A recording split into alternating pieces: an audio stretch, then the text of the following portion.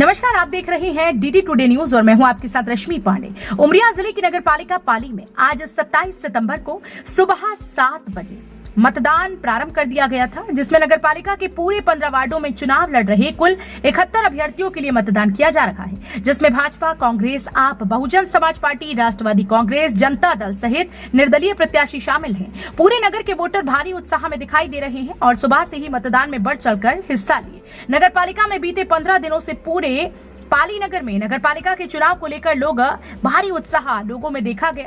सभी को इस बात का इंतजार रहा कि कब 27 सितंबर आ जाए, जिससे वह अपने मत का प्रयोग कर अपने मनपसंद उम्मीदवार को वोट दे सके।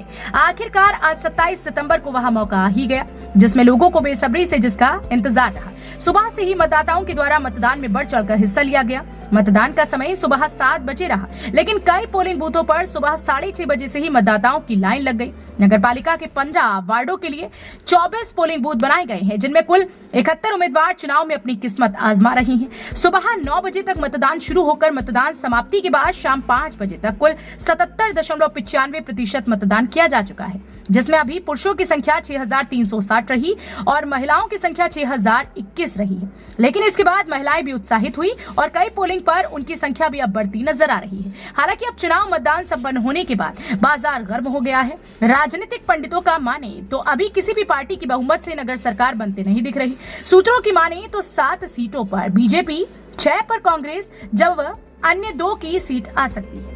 उमरिया से ओम प्रकाश गुप्ता की रिपोर्ट। चुनाव बहुत सफलतापूर्वक आज हमारा हो गया है। 77.95% हमारी टोटल वोटिंग हुई है, जिसमें महिलाओं ने भी बहुत अच्छी वोटिंग की है। 76% महिलाओं की भी वोटिंग हुई है। इस दिनांक को पाली नगरीय निकाय का चुनाव संपादित हो रहा है। इसमें पुलिस ने विभिन्न लेयर की सुरक्षा व्यवस्था सुनिश्चित की है। सबसे पहला जो लेयर है, जो बूथ की सुरक्षा व्यवस्था, उस पर भी हमने स्केल से कहीं ना कहीं ज़्यादा ही व्यवस्था सुनिश्चित की है।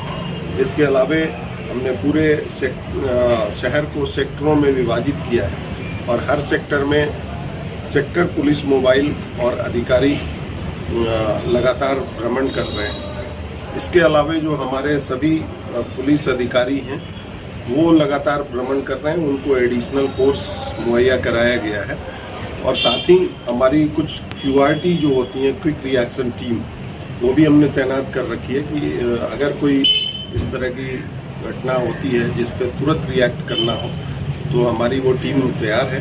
तो इस प्रकार से हमने एक पुख्ता सुरक्षा व्यवस्था सुनिश्चित की है और अभी तक पूरी शांतिपूर्ण तरीके से मतदान चालू है और किसी भी प्रकार की शिकायत अभी प्राप्त नहीं है।